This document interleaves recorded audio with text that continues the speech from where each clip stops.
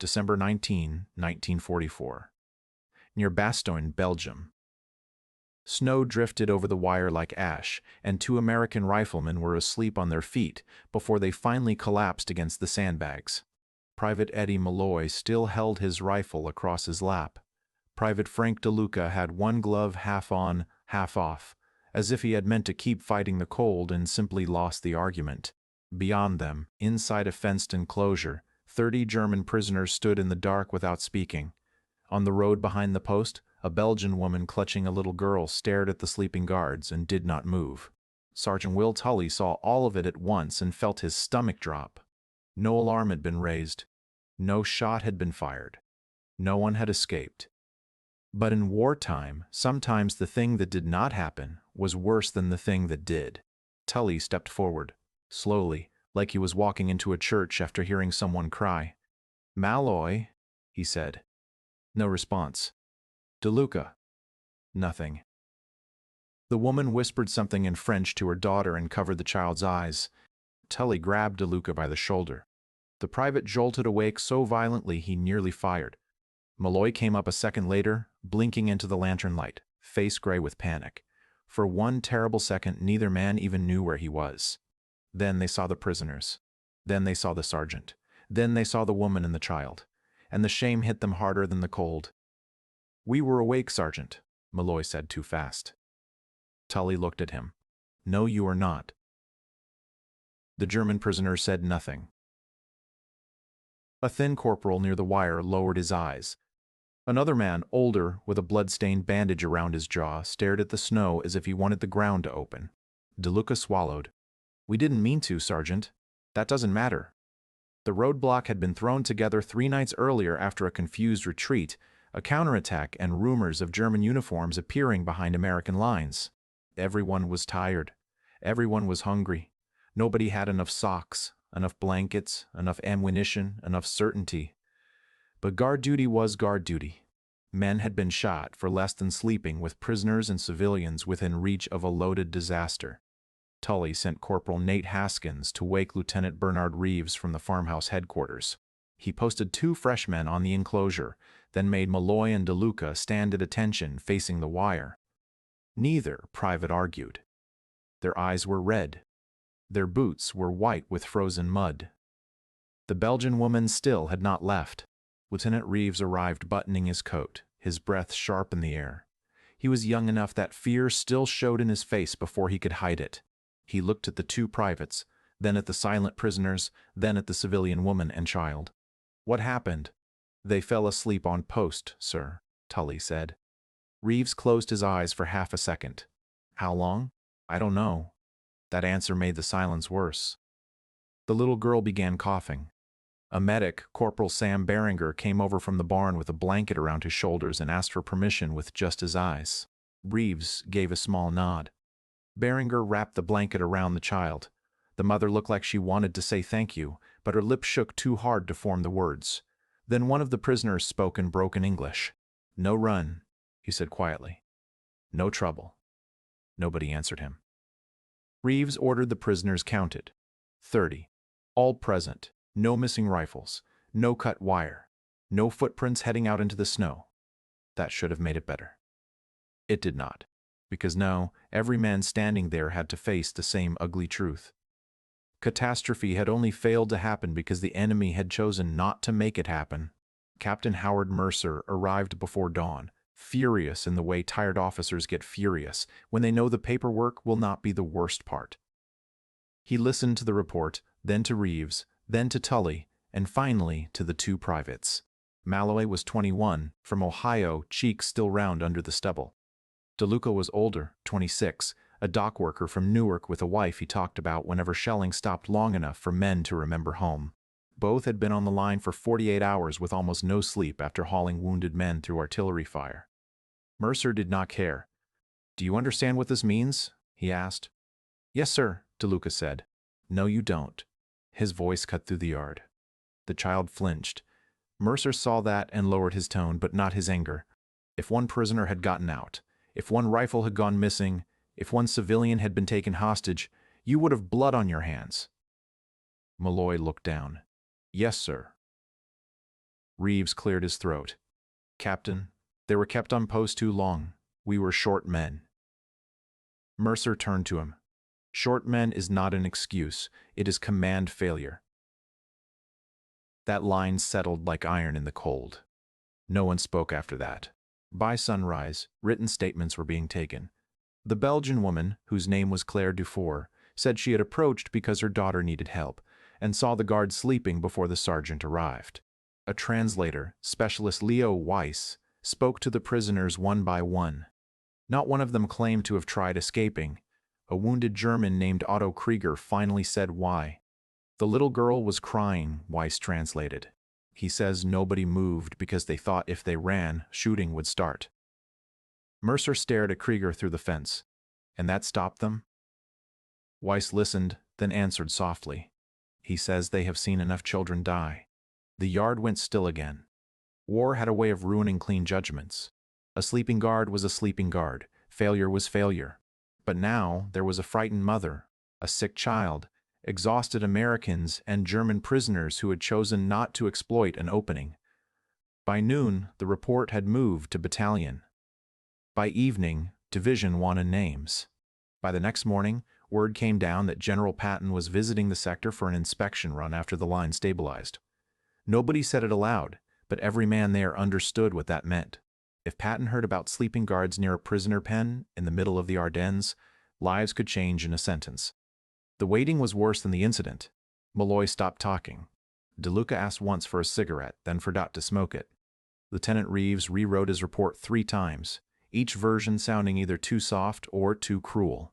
Captain Mercer walked the perimeter himself that night, refusing coffee, refusing rest, staring at the wire as if discipline could be repaired by sheer will. Snow kept falling. The child, Anne Dufour, developed a fever. Beringer moved her and her mother into the warmer side of the barn with permission Mercer pretended not to give. When DeLuca saw the medic carrying in extra straw for them, his face folded with quiet misery. She came up while we were out cold, he said to Malloy. Malloy rubbed his cracked hands together. I know. If something happened to that kid, Malloy did not answer. He did not have one. Patton arrived the following afternoon with engines growling down the frozen road and helmets turning before the jeeps had fully stopped. He stepped out without hurry, ivory-handled pistols at his hips, boots polished despite the mud all around him. He looked less like a visitor than a verdict. Men straightened before he said a word. Captain Mercer met him first, saluted and began the formal briefing. Patton listened with his gloves still on. Wind pushed at the flags on the jeep. Somewhere in the barn, a horse kicked once against wood. Then Mercer mentioned the incident. Patton looked at him. The room inside the farmhouse was small, crowded, and suddenly airless. Lieutenant Reeves stood with the typed reports. Sergeant Tully kept his jaw tight. Malloy and DeLuca were brought in last. Both men looked as though they had already been punished by every hour since it happened. Patton took the papers. He read them standing up. No one interrupted. Patton paused at Claire Dufour's statement. Then he read the translator notes from the German prisoners. Then he looked at the 2 privates. Were you asleep? He asked. Yes, sir, DeLuca said. Malloy swallowed. Yes, sir. Patton kept looking at them. His face did not harden. That was what made it worse. How long had you been without proper sleep? Mercer answered first. Too long, sir. Patton turned his head slightly. I did not ask you, Captain. The room went silent. DeLuca spoke. About 2 days, sir. Maybe more. Hard to say. Patton looked at Malloy. And you? Yes, sir. About the same. Patton nodded once. Then he asked the question no one expected. Who posted them? Mercer's expression changed by a fraction. I did, sir, through Lieutenant Reeves. Knowing their condition, we were short-handed. Patton folded the papers. Everyone waited. Outside, boots shifted on frozen dirt. Inside, nobody breathed louder than necessary. Patton walked to the window and looked out toward the wire enclosure, the barn, the woman's laundry hanging near the stovepipe, the guards rotating on schedule now, the entire tired machinery of men trying not to fail again. When he turned back, his voice stayed calm. 2 soldiers slept on guard duty in a combat zone. That is grave. It could have cost American lives. No one moved. Then he looked directly at Mercer. But a commander who uses exhausted men like broken mules and then acts surprised when they collapse is not enforcing discipline. He is gambling with it. Mercer went pale. Yes, sir. Patton stepped closer, not raising his voice. You do not preserve standards by pretending flesh is steel.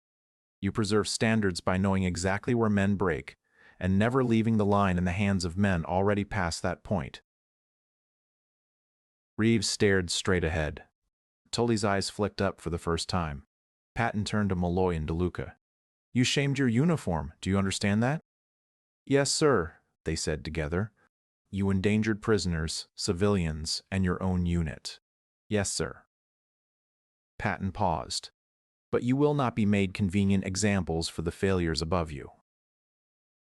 Mercer looked as if he had been struck. Patton held out the report. Formal reprimand for both privates. Extra duty. No court-martial. Malloy's breath left him in a shake.